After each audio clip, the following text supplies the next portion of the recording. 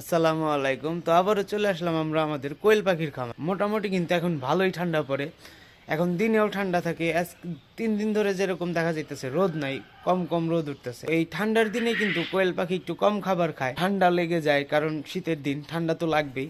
তো এই কারণে কিন্তু আমরা যে একটা ওষুধ ব্যবহার করি জিঙ্ক বি, তো এই জিঙ্ক বিটা আমি মানে একদিন পর পর করে খাওয়াইতেছি।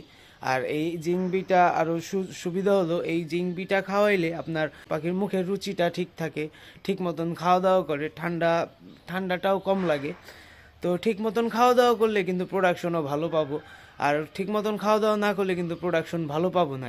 জিংবিটা আমি 2 লিটার পানিতে 1 ml করে দেই। সকালবেলা খাবার দিবেন, খাবার দেওয়ার সাথে জিংবিটা 2 লিটার পানিতে 1 ml মিশিয়ে দিবেন, বা সারাদিন খাবে। আমি অনেক পাইছি, যেরকম আমার এখন প্রোডাকশন ভালো আসতেছে, এর জন্য আমি জিংবিটা আর কি সাজেশন করতেছি, ভালো হবে।